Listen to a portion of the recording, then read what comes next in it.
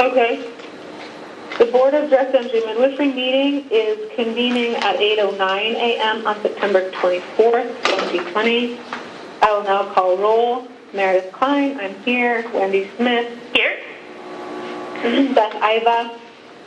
Here. Kelsey Fisher. Here. Meredith Mance. Here. Lynette Pettibone. Here. Christine Morales. Here. Members, during the course of the meeting, please wait to speak until recognized by the chair. Once you've been recognized, please state your last name. Audience members are asked to sign in on the attendance roster. Public interested parties' feedback may be heard during the public interested parties' feedback period if indicated on the agenda. Everyone is asked to use appropriate language, manners, and protocols when conducting board business. The meeting is called to order.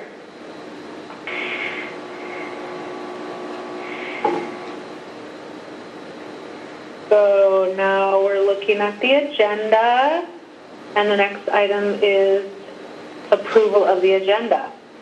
So does somebody want to... This is Kelsey Fisher, and I move to approve the agenda.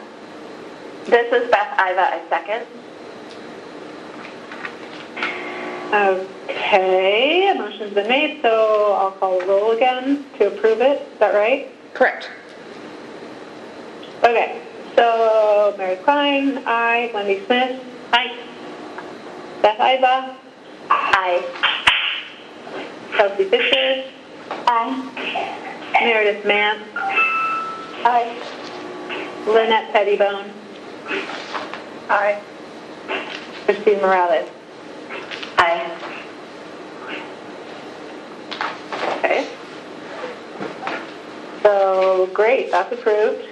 Now, item 4 is to go into executive session. So are we ready for that? Yep. Well,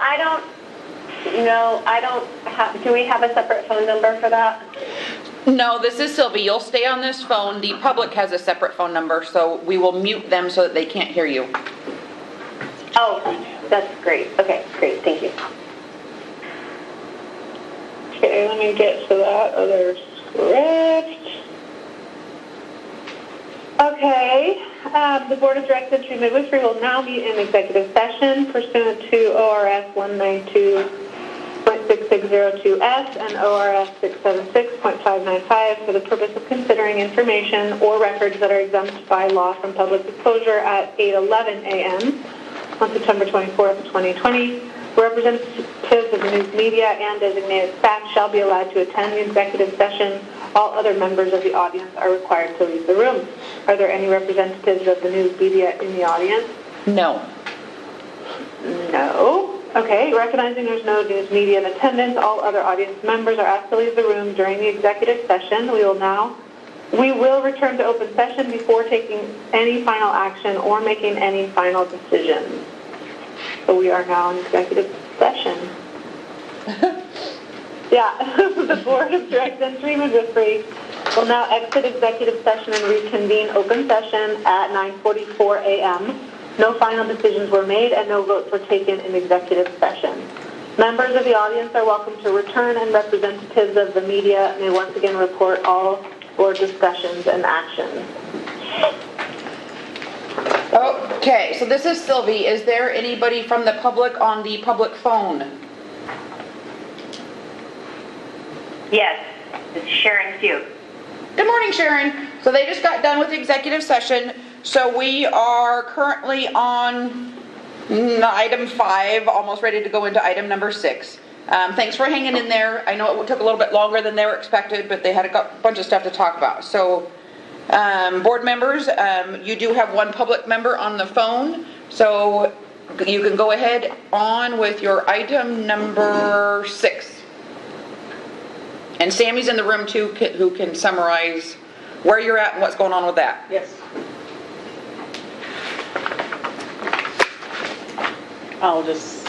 Microphone's on that side of you, just so you know. I'll just summarize now. So the rules which you looked at the last 2 meetings are here, removing the reporting requirements for MANA, And then the changes to the risk assessment standards, which include adding gestational diabetes requiring oral medication, insulin to indication to transfer pre-existing and historical conditions, and then adding the pieces where a midwife must consult with a physician who provides cesarean delivery. So those are the basic items that we have added. There was nobody in attendance at the hearing, and we received 4 comments.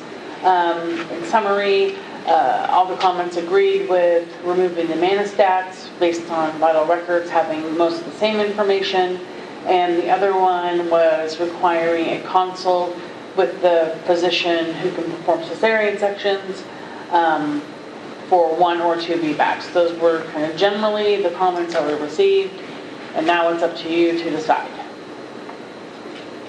how to move forward.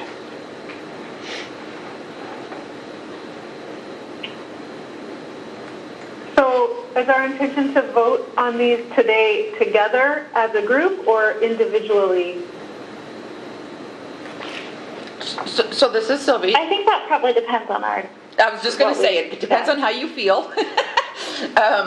You do need to vote on them.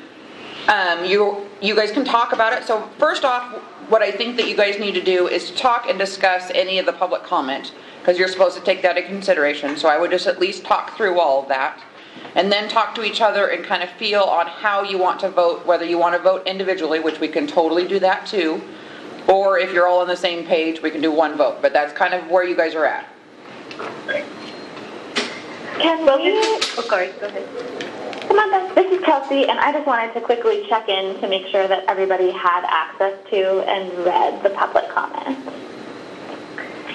This is Wendy. Yes, I did. This is Beth, and are you referring to a specific public comment or all the different comments? I mean, I read through all of them, but I don't know if there's one in specific that we want to focus on.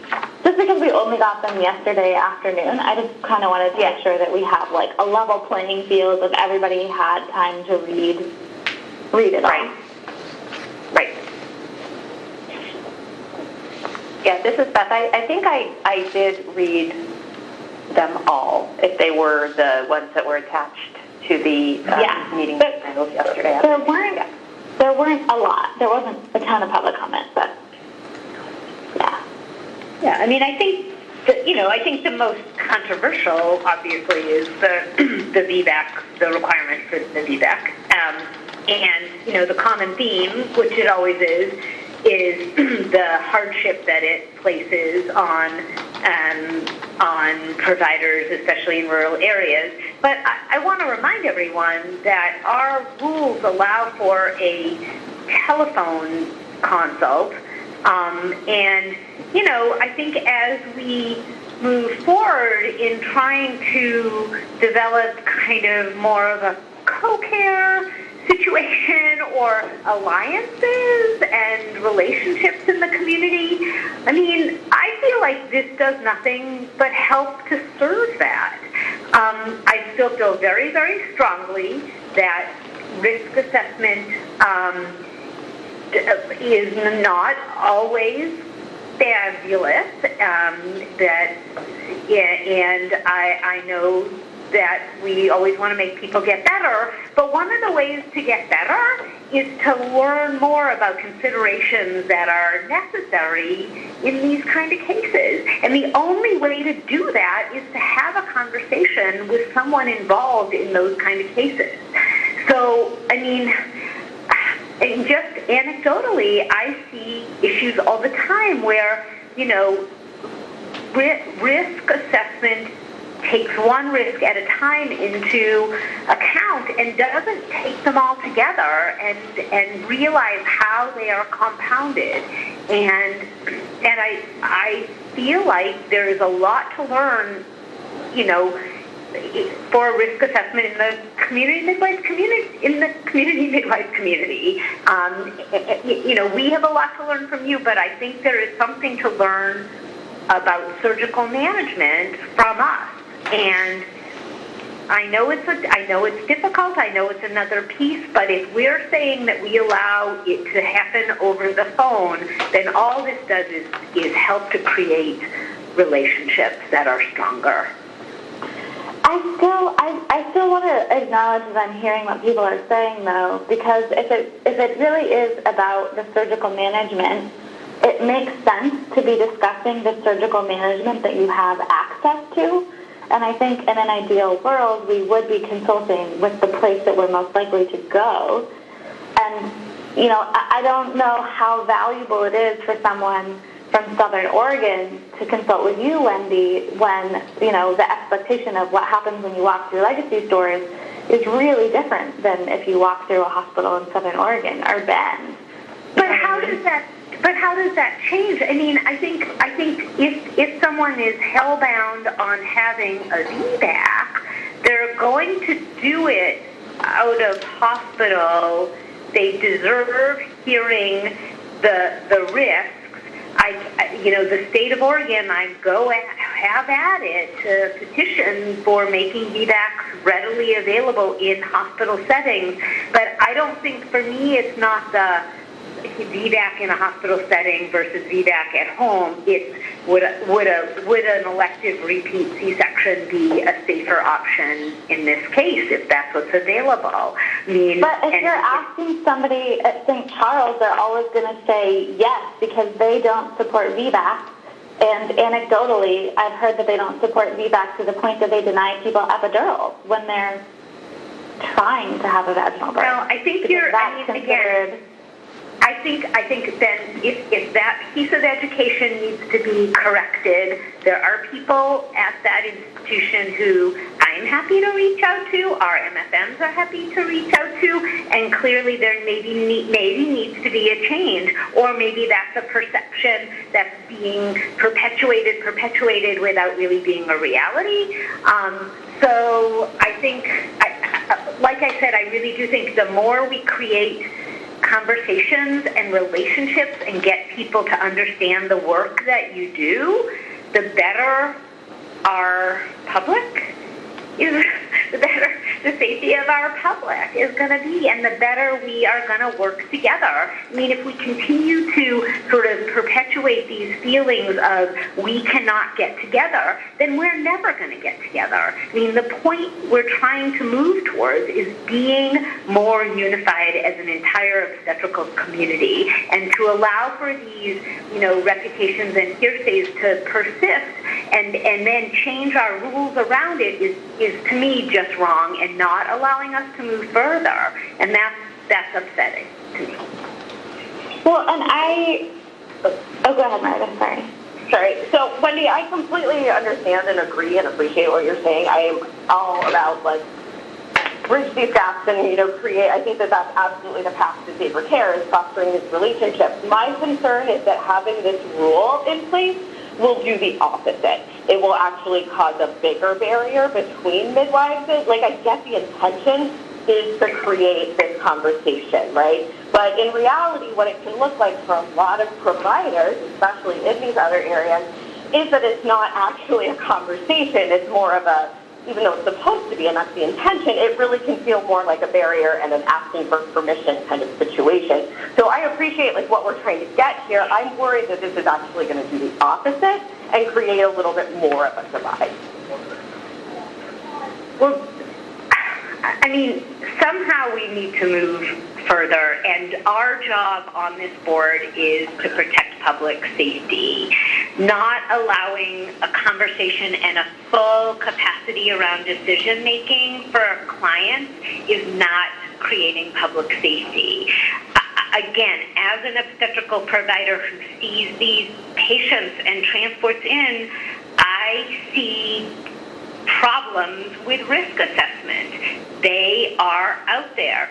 They may not be in your practice, but they are out there. When someone can't do adequate risk assessment, they cannot adequately counsel a patient. They don't know. I mean, a woman deserves the right to be able to say, you know what, I'm done with this trial of labor because all I'm doing at this point is increasing the chances that I'm going to wind up hemorrhaging and having a baby with issues, and by not allowing that conversation, you're not allowing a patient to participate in her own decision making. I mean, women often don't understand that time limits exist because of safety reasons, and we as surgeons can't correct every problem that's brought to us when it's just gone one step too far. And so I guess I just need to speak out and say women deserve all the information they can get in order to participate better in their care. They may say, I'm going to try this for a period of time, and if I'm stuck for this long, I'm done, you know? And I think they deserve that. They need to hear about the surgical complications that happen. It's not fair to obstetrical providers. And again, this is what creates this antagonism and divide.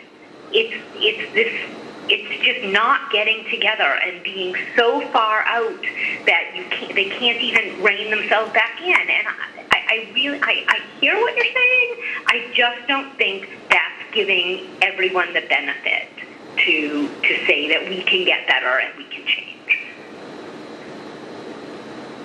I mean, so Klein, I don't think that anyone here disagrees that women deserve to have all the information to make informed decisions about their care. I think the question is whether or not that birthing, person needs to go talk to a surgeon, necessarily to get all the information. And but certainly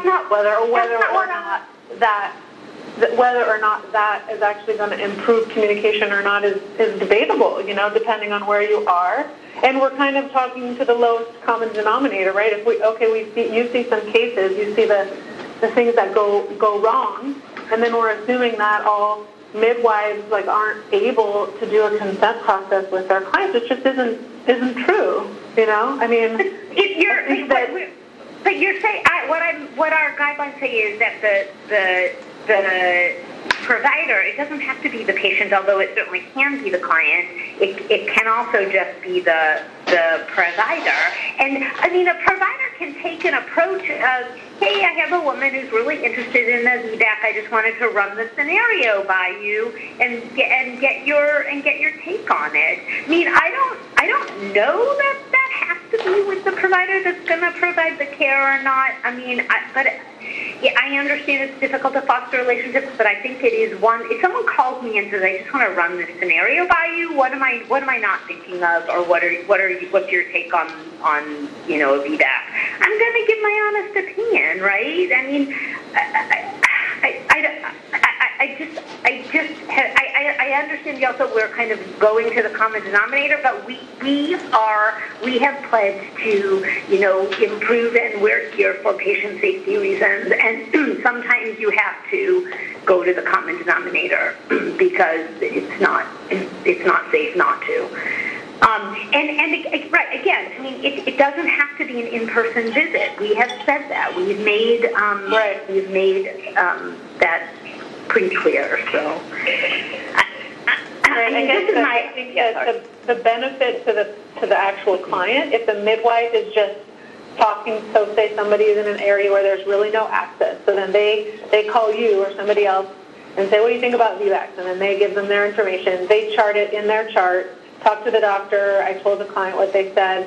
Then, has that really improved the client's sense of informed consent, over what the midwife could have done much more thoroughly about, talking about surgical risk, talking about if you get a repeat C-section, versus, laboring and having it not be successful and then needing a C-section. All these things can be discussed.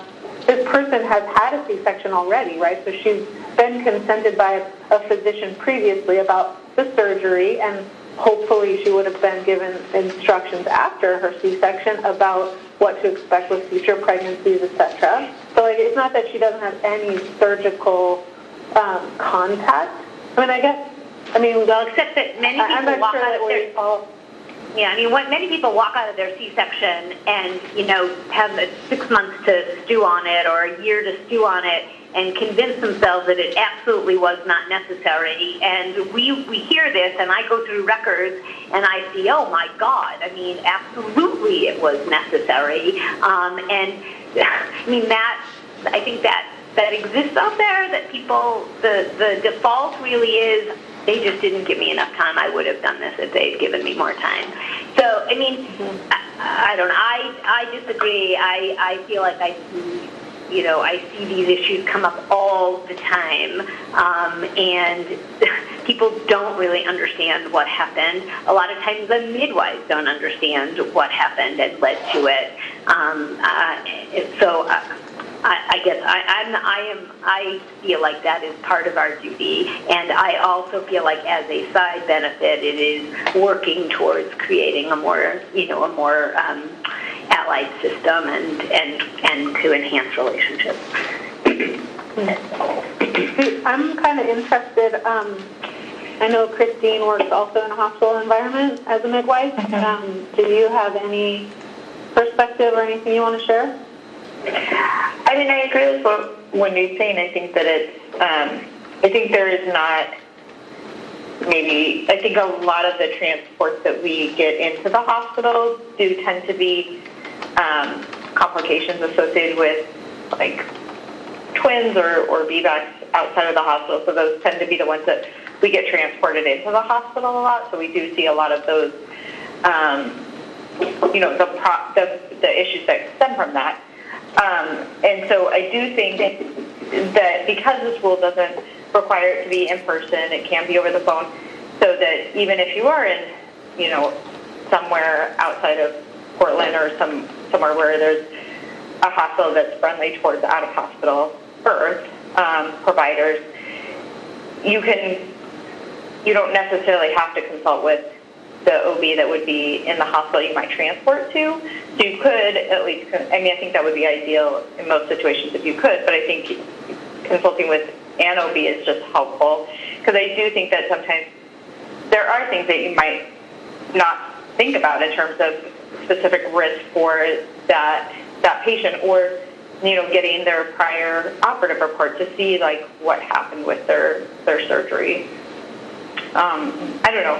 I think that, like, personally, we consent our patients for VBAC, but then when they come into the hospital, they also are re-consented and meet our OBs as well before they start. So, like, when they get admitted. So that's kind of how we do it. But, since they're out of hospital, I think that it would be helpful to have a consult with a surgeon, because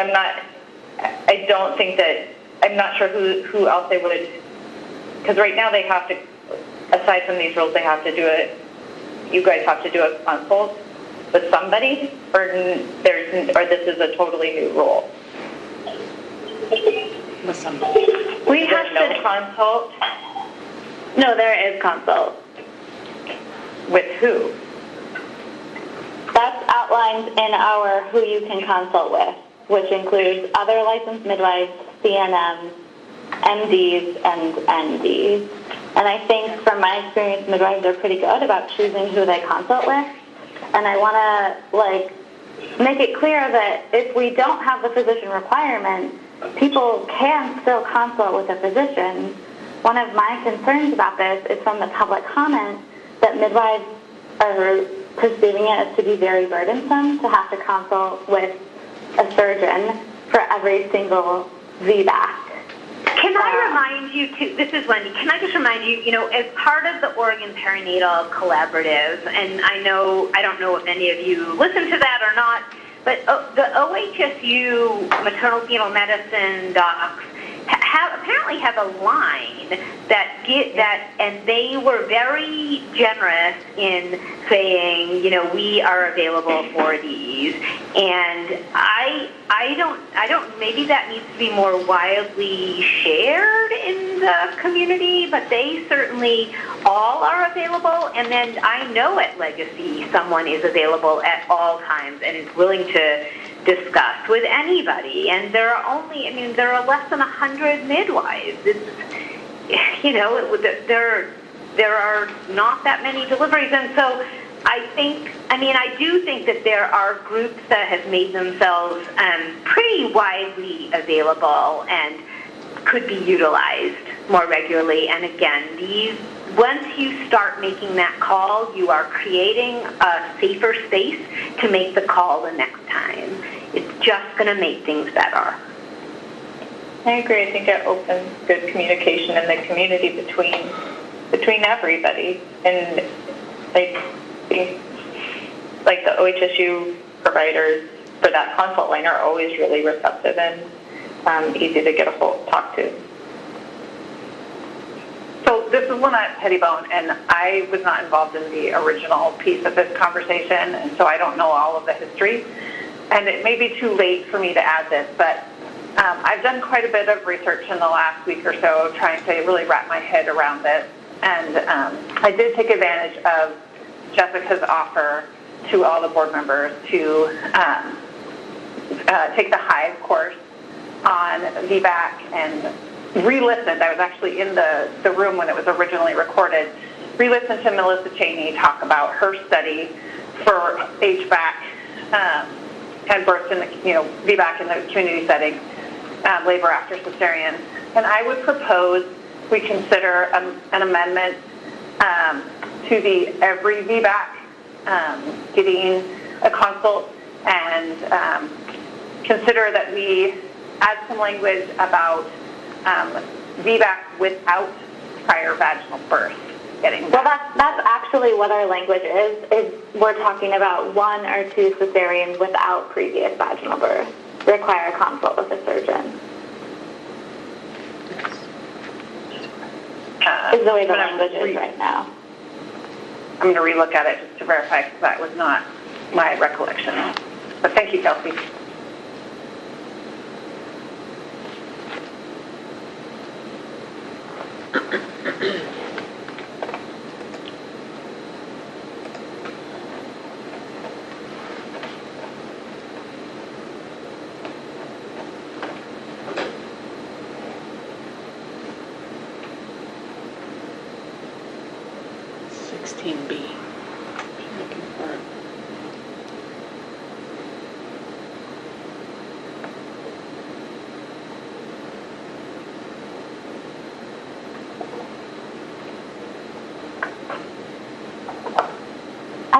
I'm a little frustrated that it feels like we're continuing to put this burden of making more collaboration on the midwives, and that by having a rule like this, we're essentially imposing forced collaboration.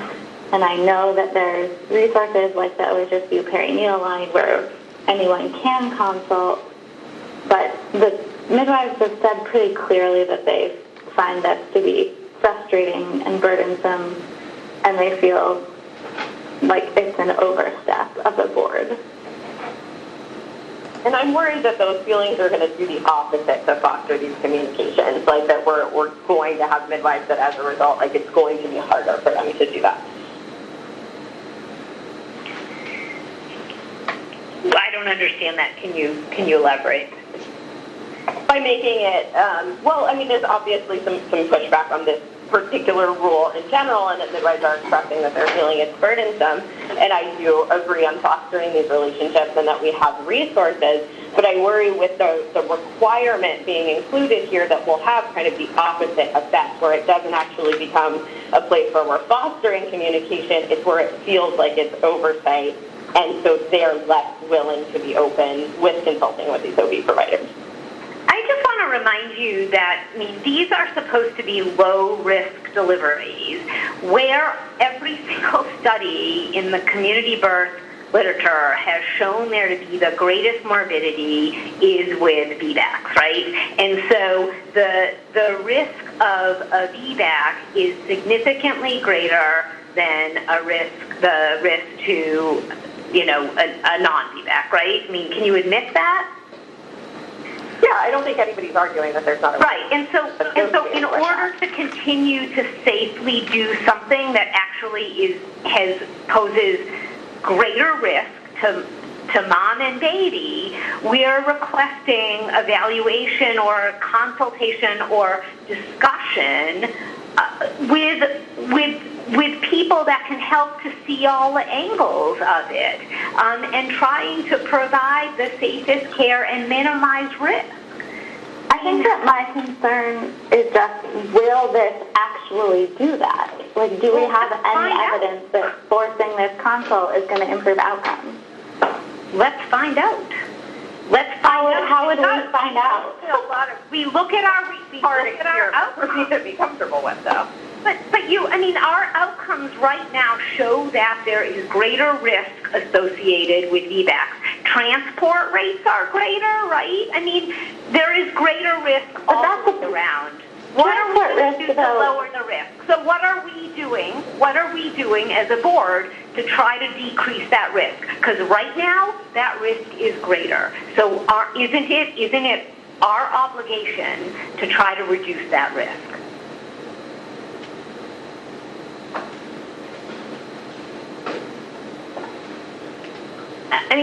That's the ultimate reason. We are looking at differential risk. This is my concern. And those risk differentials are seen in every review of outcomes. And I say that we need to move forward in a way that allows us to try to reduce those risks. I don't know if this is going to be the right thing, but this is why administrative rules are re-looked at every once in a while, right? Correct.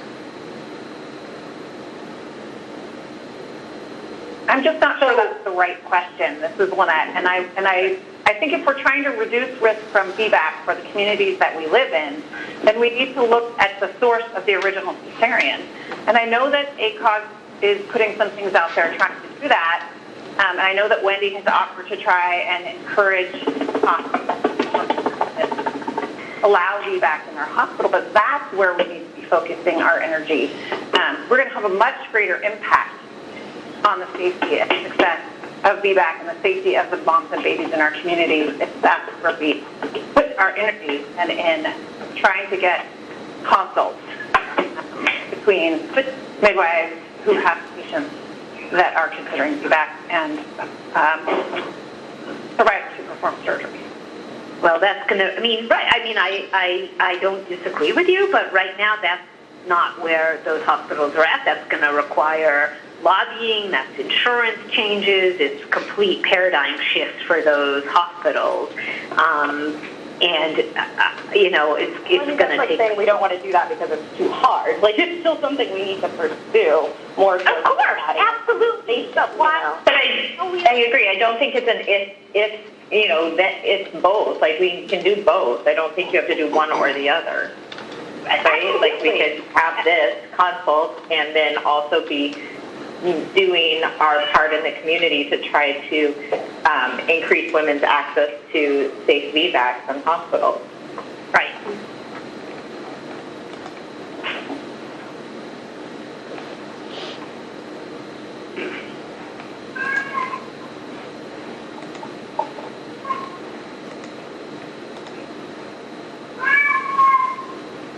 That would be a place where a lot of providers could learn from midwives about supporting normal physiologic birth and reducing the primary C-section rate. So that is what we have to offer to this collaboration, Totally, I agree. No, I think that's totally true. I agree with that as well. Don't get me wrong. I do. This is Beth. That certainly sounds good, and that certainly sounds like something within the purview of, OMC or something like more of a lobbying organization. But as an administrative board, is that within our bailiwick? Is that what we do, or do we do this more through regulation of direct entry midwives? That's my understanding. Yeah.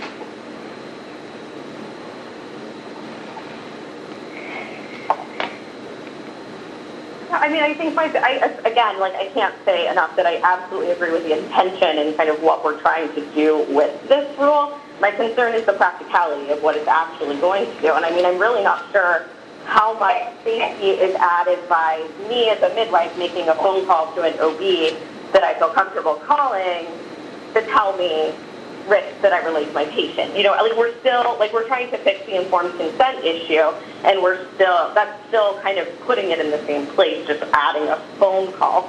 So or a consultation visit. I'm just not sure that this actually serves what we're trying to do here. But have you, that was Meredith, right? Yes, Meredith. Yeah. So, haven't you, Meredith, in your head sort of stirred something around a little bit, finally said, okay, I'm going to call and gotten some new perspective on a patient you had some, thoughts about? Yeah, absolutely. I'm worried about the requirement, meaning that we're taking, like, the useful part of it, and then it's just going to be some midwives, like, checking boxes. And what does that really necessarily add to safety? The only thing I think that adds to safety is in that case. So let's say, for example, you're talking about a woman that came in, was 4 centimeters, and the baby looked like crap, and she got sectioned immediately, right? I mean, that's a woman who's a great candidate for a TOLAC, and I don't think there's going to be a doctor around, except if they don't do them, right, that isn't going to say, well, okay, yeah, sounds like a good candidate. But what that does do is it again sort of creates this, hey, this is my friendly midwife who wants my opinion. And, I think we have to come up with some phraseology that starts with, part of being a licensed midwife in Oregon is making sure we're considering all aspects of care. And one of the riskier things, and not saying like that we do is to allow for child labors out of hospital. And whether this isn't how we do it, but whether you think that's right or wrong, it is in our scope of practice. And this is my client, and she's very interested in a TOLAC, and she was very interested in doing it out of the hospital. And here's the scenario around her last delivery. It's part of my requirement in being a licensed midwife because of the increased risk involved with a TOLAC, to just review this with you. Can you think of something that I'm not thinking about in this case? Is there something that you have to add regarding increased risk or something? I mean, I just think it can be done in 2 minutes. It fosters relationships. It makes calling the next time, better. It makes the provider think, hey, this woman thought of everything. Wow, what a great presentation. What a great, that's how I would look at mine. And I do think any sort of relatively thoughtful, provider would as well. And I do it. Every time I talk to you guys, I learn stuff and I think of stuff, and I feel like, oh, wow, I can say what I feel like, because this is a safe space and these people, are smart, and we can have good conversations. And I just think that works towards it. Am I being too idealistic? No, this is Beth, and as a member, just as a non-medical, member of the public, which is my role on the board, my seat, I do not think that the burden seems to outweigh the benefit, and even if it's checking a box, to just determine, that all these steps have been taken prior to, the risk inherent in doing a VBAC. So I'm in support of, I guess, passing the changes to the rule as we have already drafted it. I think part of my hang-up is that we don't have evidence that it will be a benefit to the client, and I don't see a way that we could capture that if we do make a change. Because like the vital statistics, I'm not seeing outcomes by if someone is doing a VBAC or not. No, but you can get them. So they are not public, but they are obtainable. If you look at the 2012, the first year that they came out with that, and you look at the reports that were done, they got to VBAC level data. So they're there, just so you know. And so I would argue that we actually can go in and take a look at those.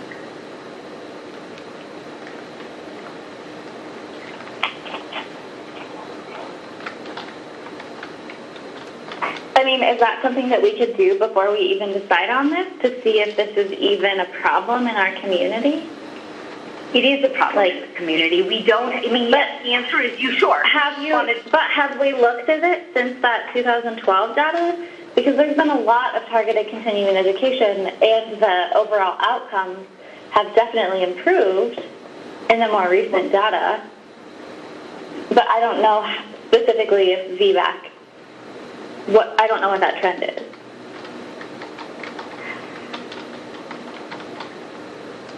Yeah, I agree, I haven't seen it as well, and I'm using the 2012 data as well as the Missy Cheney paper to support the level of risk associated with it.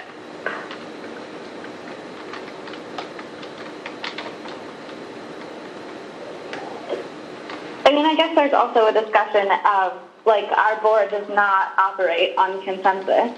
So, you know, if there's only one of us who wants to take out the physician requirement, then it might not be worth spending everybody else's time. I mean, we could just take a vote and see where we're at. Or like a straw poll, everyone just wants to like a straw poll, and see where people are at, if they're into just supporting the language we already worked through and drafted, or if people want to dive back in and try to get more data.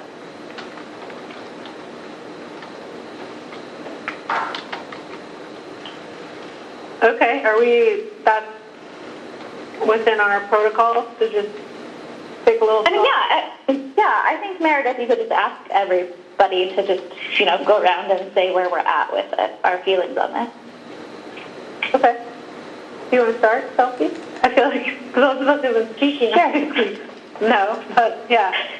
Yeah, I think that based on the public comment, I'm inclined to remove the requirement that it's a surgeon that does this consult. Okay, and Wendy? I would not vote to remove it. Yeah.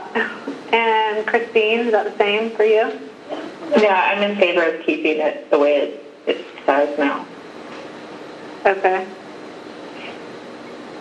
And... Meeting's over. Okay. One sec. And Beth, you are also in favor of keeping it? Correct. And then Lynette, what about you? I am in favor of removing the requirement for surgeon consult for VBAC. Okay. And Meredith Matt? I'm also currently in favor of removing the surgeon part of the requirement. Okay. So Meredith Klein, it sounds like you will be the deciding factor in this. We're pretty evenly split. Well, in our practice vote, I mean, while I definitely agree with building collaborative relationships with providers, and in fact, I have, some friendly obstetricians in my family who I consult with, and in the community, I also agree that I'm not necessarily sold that this is going to be the thing that improves that and improves outcomes. So I don't. So I'm in favor of removing it. And still having it as it was before, where we consult with each other and physicians if we choose, but respecting the midwife's ability to be a autonomous provider in collaboration with other providers in her community with the elevated risk that she knows that it has. that I think that we're capable of that. I mean, I know we are.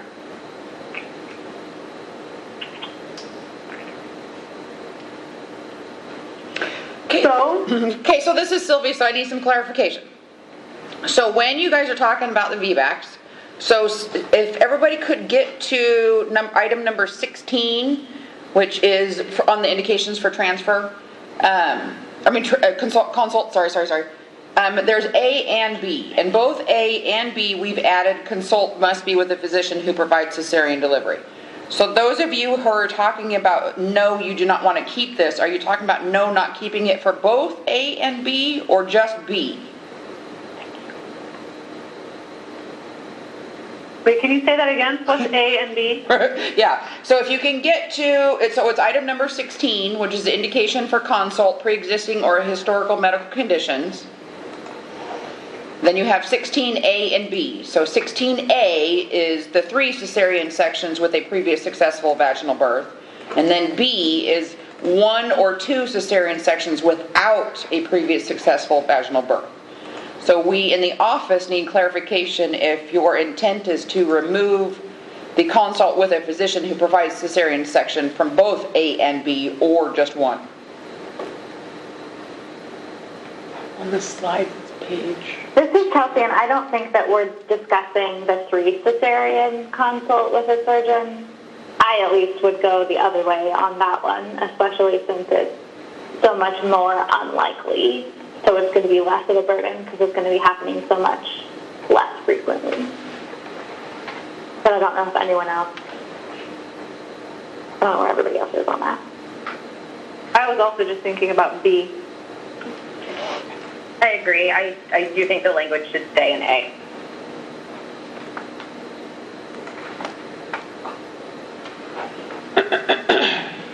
Okay, so we internally have that. Is there any other,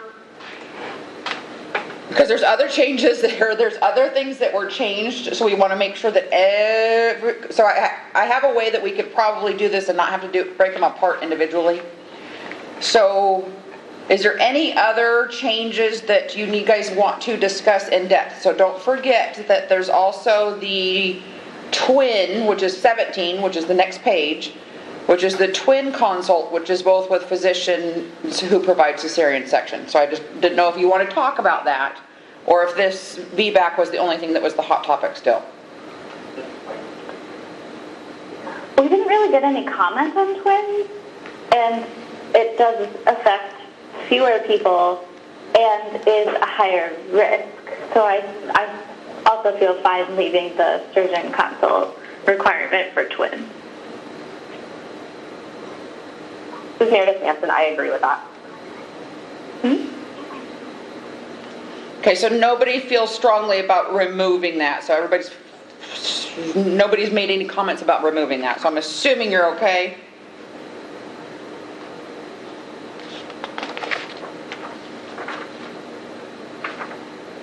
Is there any other changes that you guys wanted to talk about before I give my suggestion? I mean, we just sort of took a straw poll, and it sounds like there's 4 of us want to remove that and 3 that want to keep, and so are we going to have that be our vote? Or no, because we have to do it. No, that can't be our vote. That cannot be their vote. Yeah, there'll be a real formal vote, and we'll kind of talk about how that works. I just want to make sure that we weren't cutting anybody off from continuing to talk about anything else that's not this big, huge, hot topic. Well, I sort of thought that was like taking a poll of the group and then deciding whether we wanted to get vital statistics records. Yeah, I think that is a different discussion of whether we want to vote on this today or whether we want to gather more information. If anyone thinks that more information would change their perspective, then it seems like we should wait. So one of the things that you do have to do today, is to vote on permanent rule. So you either have to vote on some sort of change to the permanent rule, or you have to vote to not adopt the rule permanent, or you vote to adopt the rule permanent. So you can't just not vote. So if you don't want any of it to go forward, then somebody has to make a motion and everybody has to agree to not move forward with permanent rules. If you want to move forward with permanent rules other than changing the verbiage for B, then somebody could make a motion that, because we kind of know how it's going to go. Everything else would stay the same, but B would not include who the consult needs to be with. Or somebody can make a motion to approve the rules as is, and they're not going to pass because 4 of you don't agree with how they are currently written. And then if you do pass it without B being that specific consult, then you could always as a board go back and say, okay, now let's look at the data, let's reevaluate, because you could then choose to open that rule later. Does that make sense? Kind of.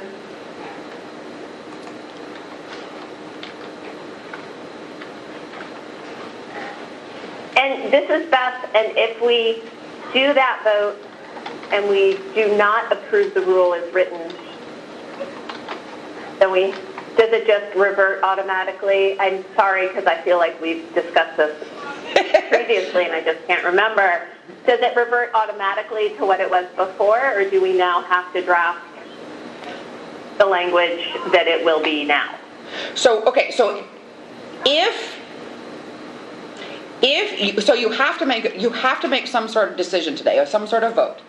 So somebody could say, I move to make permanent all the rules except for the modification, because you can decrease B down to, it's still a consult, what you're adding to it is more specific. So if you remove that specific, you don't have to reopen rules, because you're actually putting it back to what it was and not making it more strict. If you want to, so that's the easiest. But if somebody makes a motion to approve the rules as is and it does not pass, then either somebody makes another motion and that does pass, or you go back to day one and start all over with proposed rules and the public comment and all that stuff moving forward. So you have to make some sort of decision today. I can give you the pros and cons, or so can Heather, of what happens today on how you deal with it tomorrow, but it kind of depends on what you guys decide today.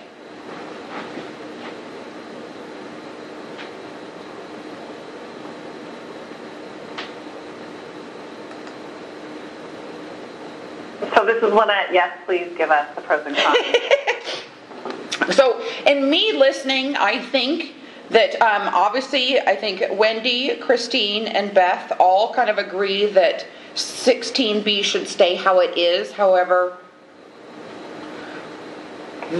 they're a minority. So if you want the rules to pass and at least all the other stuff to go into effect, then somebody would make a motion to accept the rules as written, except for deleting 16B's consult must be with a physician who provides cesarean delivery. Do a vote. It sounds like 4 of you are going to vote yes to that, and 3 of you are going to vote no to that, and then the rule still passes, and all the changes except for 16B go into place. If somebody makes a motion that says, I want to approve the rules as is, you have 4 people who are going to say no and 3 people who say yes, which means all of the rules do not pass. Does that make sense? Yeah.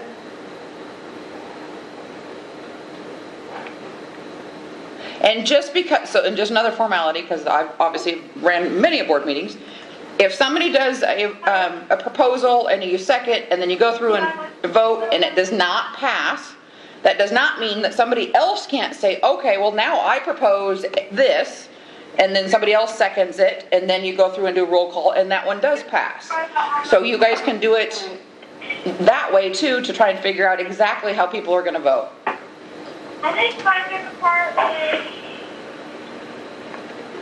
I have one other question, and that is, what if we decide to get more information and open the rule again? How does that impact things? Sure. So if 16B does not currently pass, one of the discussions that you guys could have is, let's get some data, let's get some information, and then once we all do some research on it, because then you guys can vote to open rules again, which you guys are pretty much always in rule writing capacity, one shape or the other. And so Sammy then would say, okay, we're going to open rules and have rules discussion. Here's our timeline. Here's when you do proposed rules. Here's when public comment is. Here's when the hearing. So that whole process would start all over again. And will that then limit just to this rule, or is there a way to do that, or are we inadvertently opening all of the rules again for discussion? That would be up to you guys. So you guys get to choose that. So currently, the rule that you're working on right now, you guys chose to only open this one rule. So all the other rules aren't open, only this one, because you guys still needed to deal with the VBAC and the multiples and a few other little things. Heather, and just to clarify what Sylvie said, exactly what she said is, were the board to choose to reopen the one rule, that would include all of the indications for risk under that rule, and it would be up to the board to define and either discuss or not discuss additional changes other than that 16B. But the whole rule itself would be open, and if a board member decided she wanted to make a change to 12 something or 13 something, then it would be the board's discussion as to whether also to make that change. So it would be the entire rule that's open, not all of the different numbered rules, but this entire rule with all of the indications would be open.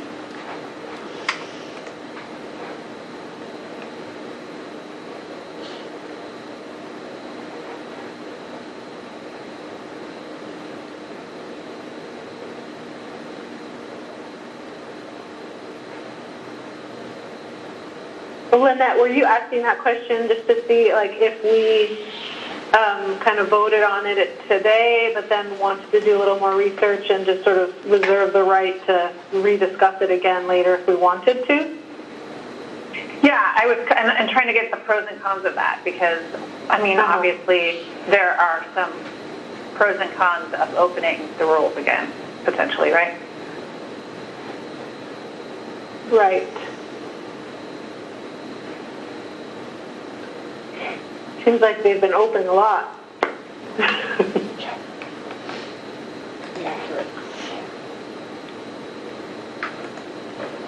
Well, so does somebody want to make a motion, or are we still gathering information? Are we there? Are we ready to make a motion? Yes, that's what I'm asking. If anyone has any other... This is Kelsey, and I like the idea of changing our proposed language to remove the surgical consult specifically from the VBAC with 1 or 2 cesareans, and voting on that, and then I have a willingness to reopen the rules based on more information about VBAC in Oregon. This is Beth. I think we could, I like the idea of proposing that we accept all of the rules barring 16A, and then we vote because that will pass. 16B. And then 16B, and then do we need to have another vote to open the rule, or to open rulemaking for the specific VBAC? So this is Sylvia. I don't think that you specifically have to have a motion to open rules again quite yet. I think it means you need more discussion, and you need to get some data. So I think part of what I'm hearing is that there's data out there somewhere, there's information and research that you guys want, and I think that needs to be gathered before we're ready to, quote, move forward with opening rules again. I mean, okay. But we, Sure. Yeah. Sure. So why don't we just do it that way, because then the rest of the rules at least will pass, except for that one subsection. That's my proposal. And then that reverts back to the old rule until we vote on it. Is that correct? So Wendy, what it will very specifically say, it'll stay in the rule, it just will not have the additional, in the bold where it says consult must be with a physician who provides cesarean delivery. It still would be a consultation. It just will not be specific to somebody who provides C-sections.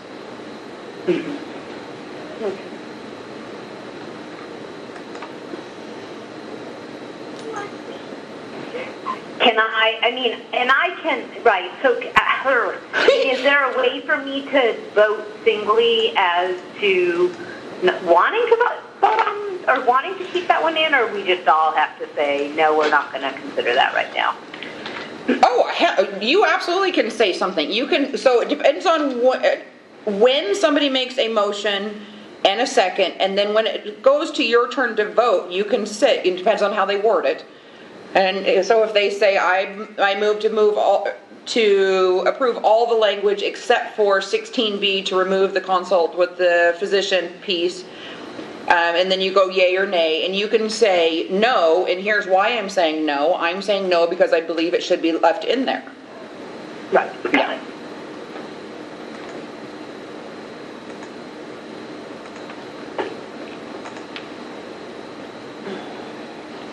And just a caveat, if whatever does get passed today, just so you know, goes into effect October 1st.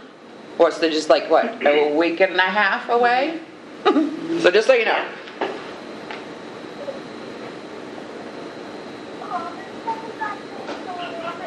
Okay, who's going to make the motion?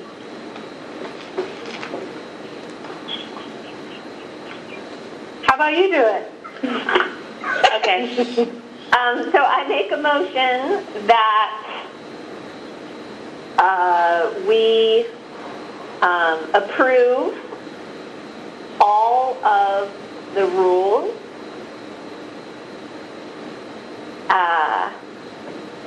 well, wait, I'm going to vote no. So should I still make the motion?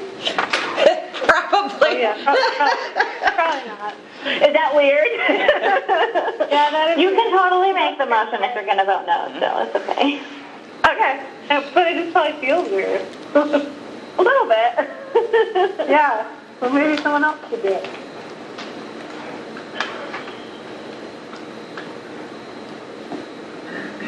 Am I allowed to do it? Nope. As the chair? Nope.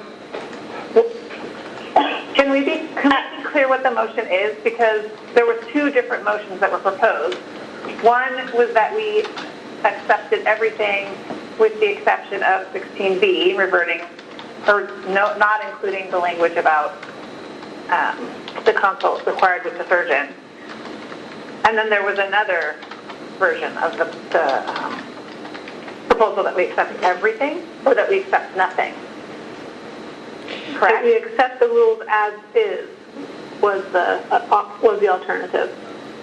Which this is Sylvie, in which in listening to everybody talk, that will 100% not pass. So I think if somebody was to make a motion with the caveat of 16B being different, it'll at least pass, but it will give the people who do not agree with that an opportunity to say why, and then all the rest of the rules will still be able to move forward and go into place on the 1st.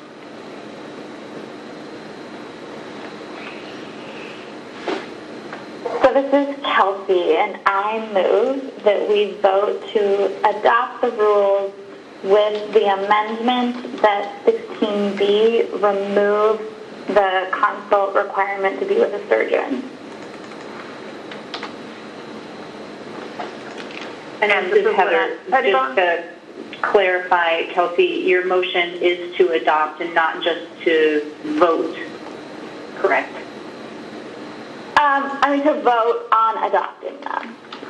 Okay, so we're going to take a vote on sure your that was a motion. difference. So, yeah, it's a little bit different. So I just want to clarify that your motion is that you are moving to adopt the rules as permanent, except for 16B's bolded language, consult must be with the physician who provides cesarean delivery. Is that correct? Yes. Thanks. So then we would need a second. And this is Lynette Pettibone, and I second Kelsey's motion.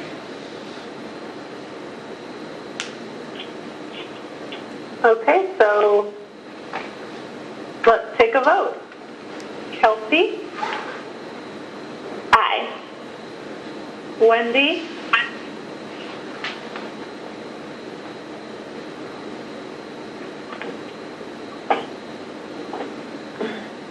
Wendy, Wendy?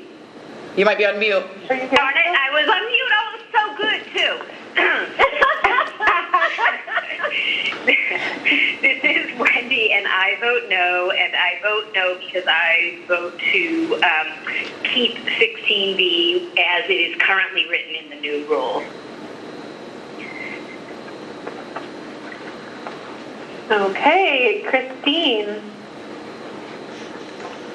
This is Christine, and I vote no because I also would vote to keep 16B as it's written in the new rules.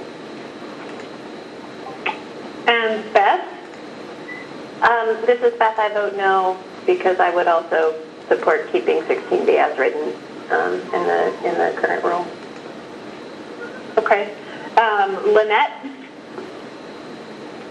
I vote aye. Meredith Mant? I vote aye. And Meredith Klein, I vote aye. Okay, so this is Sylvie. So, No, you're fine, sorry. I was just making sure that was everyone and saying that it looks like it passed. I was just going to say, that's exactly what I was going to say. So that passes, and like I said, it will go into effect October 1st. So Sammy will basically finish filing it with Secretary of State. And you're on item number 8. So I do believe, I've heard, as you guys were talking, I've heard the other phone beep off and on. So I don't know if whomever was on the phone accidentally hung up or if no new people caught on, but if you would read your script for the public comment period, then I can talk to whomever is on the phone. Goodness. Don't know where that is. It should be on the second page of your call to order. Oh, okay. Yes. At this time, the Board of Direct Entry Midwifery will hear public/interested party feedback. Members of the audience, please wait until you've been recognized by the chair. Once recognized, please state your name and affiliation to the board for the record. Okay, so this is Sylvie. Anybody on the public phone? Sharon, are you still on the phone? And if you... Yes, I'm still on the phone. Oh, perfect, Sharon. Sharon, did you have any public comment that you wanted to make? The board can hear you. Yes, I'll make a public comment. I wanted to thank Wendy Smith. I'm not sure if her term has ended or not, if you're seeking a new position. I think Wendy, throughout this process, has made a valiant effort to encourage this professional group to move towards higher education, towards greater safety, towards a reminder that the intent was for low-risk birth. She spoke repeatedly over the years. I've been now involved with your board for 10 years. And through her time of at least 6 years, she has spoken repeatedly and valiantly and fervently, and her inflections of her voice getting high at times, where she has tried to move this profession towards, one, low risk. She has not been successful, which I'm sorry, Wendy, but she has tried. Her efforts today, talking about collaborative work, again, was very smart. Now, I come from a profession who has many, many years of being blacklisted. I understand what that means. I understand about conversations. I understand about collaborations. I understand process. I understand it. I am not against you. I am actually with you in many, many ways. But back to Wendy. Thank you, Wendy. Thank you for your efforts. I hope you continue. I hope that, again, at some point, you will look at what the true definition of low risk means. and that as you move further towards professionalism, you will move more in alignment with low risk and collaborative care. And I also hope that those who have knowledge, like Wendy, like Emmanuel Hospital, that they will continue to collate the information because they're receiving a high percentage of the transfers into their facilities. And that information is not getting out. What's coming in, what are the risks, what are the outcomes, etc. You're only getting stuff that is coming through complaints. And I encourage Wendy, other physicians in the legacy or other hospitals who receive transfers to collaborate this information and make it public also. Wendy, thank you very much. That's all I have to say. Thank you, Sharon. Is there anybody else who is on the public phone? Yeah, this is Silka Akerson. Good morning, Silka. Morning. Would you like to make a comment? I would, yes. Go ahead. My name is Silka Akerson. I'm a licensed direct entry midwife and the executive director of the Oregon Midwifery Council. And I think the idea of the Board of Direct Entry Midwifery requesting some more detailed data about specific outcomes in that out-of-hospital setting from vital records would be amazing. That would be really wonderful information to have for our quality improvement efforts. And I've had a number of questions myself about like a level of detail that we can't get in the general publicly available reports that are published each year. My understanding is that some of that information either needs to be through a research request or through the kind of reports that the Vital Records Office can generate itself. And I would love to see the board work towards some version of getting that information, not just about VBAC, but about some other things as well. One thing I would say is that the last time the Vital Records Office did a report like that, which was just a few years ago, and it was about the overall outcomes, not about specific risk factors, they included births by birth attendant other, which are the unattended, unassisted home births. And it's really, really important that if any request is made, that it be a request that only looks at midwife-attended birth outcomes, because it really skews the data when we're looking at unattended births as well. They have really different, disparate outcomes. And I also wanted to thank Wendy for your service on the board. I don't know whether I wasn't aware that you were done, but if you are, I wanted to thank you anyways. And I do think that your really genuine participation has moved us, not necessarily in the directions that you wanted, but in some directions of greater collaboration and greater critical thought about what is and isn't happening in midwifery practice in Oregon. And I want us to actually really focus on the good news that we are having really good outcomes in planned out-of-hospital birth in Oregon. We went from having some pretty significant safety concerns in 2012 and 2013 to having really, really wonderful outcomes from the data that we can see in 2015 to 2018. The perinatal mortality rate has dropped significantly. It's less than 1 per thousand, 0.84 per thousand. And I think that's something that everyone can be proud of and feel good about. And so I hope that there's not just a feeling that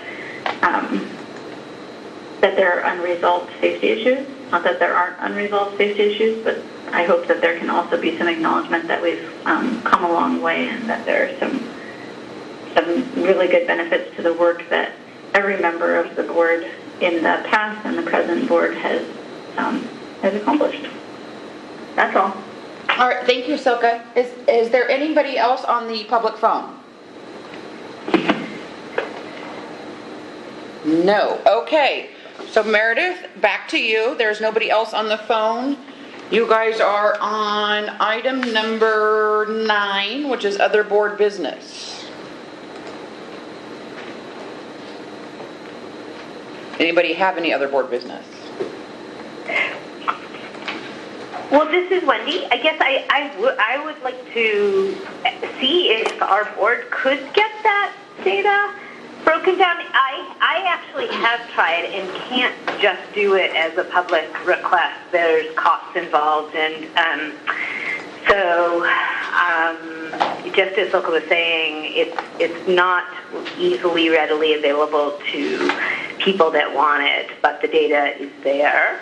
I don't know can you tell me if as a governmental sort of organization that can be something that is requested and obtained by the board? So what I'll do is I'll have Sammy reach out to them and find out how do we get this, what do we need to do, and then be able to give you guys those answers. We're not 100% positive on exactly what they're going to want from us because obviously Vital Records is not our office, but we're state government, so they may allow some information that it's non-identifiable. We're not real sure because usually office to office doesn't have to do those, quote, public records requests, but sometimes their statutes are a little bit different, so all of us is just going to have Sammy reach out to them. Have they looked at what's online? Because I think what they're asking for is online. Cesarean, repeat cesarean. Yeah, it's not. No, it's not what they want. What we're asking for is not. Yeah. No, I've looked. Then maybe as well. they know better what they're asking You for. can get at little pieces of some of the data, but you can't get at the numerators that we're specifically looking for. Yeah. So we'll work on that. So we'll have information for you. I'll have her reach out to them, see if there's a cost involved or if there's a certain process involved or whatever it is. We'll get that information and get it to you guys. And then one of the things is Sammy may reach out to a couple of you and ask specific, if they have questions, then she may need to reach out to you and ask you clarifying questions. So we'll get on it. Sure. Okay. And then Sharon, may I make a comment? No. Comment period is over. The other part is her term is done at the end of this month, and we do not have any interest forms on file, so as long as Wendy's willing to continue to serve until replaced. But we do not have a replacement for her. And so the other thing too would be if any of you have anybody who you want to encourage to apply for a position like Wendy's, that would be great, but we do not have any interest forms on file. So I know Sammy and Paige will work to reach out to whomever and willing to talk to whomever, but again, that's Wendy's choice, and Wendy, you do not have to answer us right here on the spot. Obviously, I don't want to put that pressure on you. I'm happy to. No, I'm happy. I'd love to stay on too. Okay. I have nothing else to do with my life. Yeah, right? Okay. But no, this has been so great, and absolutely, I'm also happy to speak to anybody. If you have a candidate that wants to talk to me, I'm happy to talk to them as well. Okay. Yeah, we have no interest forms on file, so we'll start reaching out and trying to find somebody willing to at least talk to us about the position. But anybody else for other board business? Well, there was one other thing. So, Sammy, you sent out that paper that I think Kelsey sent to you. Yes. I made comments on it, and I'm not sure what the forum is that we're going to talk about that in. I just sent it because it's what it was sent to me. I'm not sure that it's relevant, but I could be wrong. Well, I think I know Kelsey sent it out, which I appreciate, Kelsey. Thank you for sending it out because It wasn't me. I want to take credit. It wasn't me. I'm pretty sure it was Lynette. Yeah, it was Lynette. Yeah, I don't know for sure. Sorry. Thanks for sending that out. And I think it was in response to my, question about prolonged pre-labor rupture of membrane. Yes, that's correct. Yeah. And I sent, so I did some, in my usual disorganized way, I wrote some notes out about why, some of my concerns about what the takeaway messages of that paper are. Primarily that the vast majority of people that had pre-labor rupture of membranes went into labor really quickly and had good outcomes, which is what the paper is saying. Unfortunately, they didn't stratify it by how long patients had ruptured membranes and look at the outcomes of like the far outliers, which is really where my concerns are. So I don't. Yeah, I remember when we were having this conversation. I don't think that's the paper that I was actually thinking of. Okay. But I could maybe try to find that paper if we want to pick that apart too. Although I don't know how applicable it is if we aren't reopening rules. Right.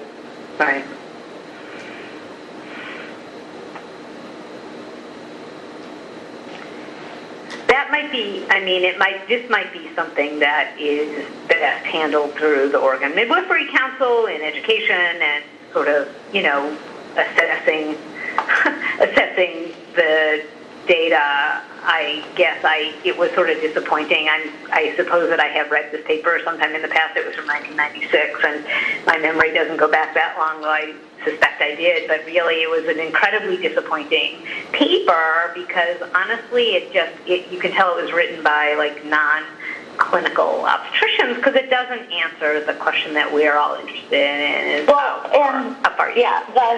The author of that paper, we know, is problematic from other papers that they've also done, even when they're RCTs. So yeah, that is maybe a good note for OMC to have, that Trom might be a good class. Mm-hmm. I agree, and OMC is currently working on the spring conference, so perhaps we can find someone to speak. Maybe, Wendy, you know someone who would be willing to speak at that conference. I can do it. Sure. You're not asking me, are you? No, I don't know. I would give your name to the conference organizers and I think it's a super important topic because, again, it just has to do with risk assessment, and I think that to me, it just is almost more dangerous to have papers like this in the literature because it's not answering the questions that we all are really, I think, beholden to consider when we're doing something like that.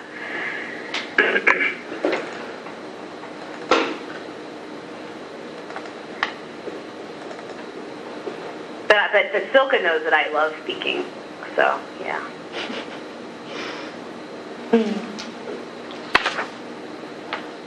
Anything else for other board business?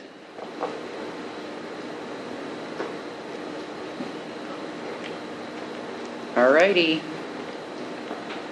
So next meeting is October 22nd. And Meredith, you do have a script to close out the meeting if you would like to read it. Sure. The Board of Direct Entry Midwifery meeting is adjourned at 11:03 a.m.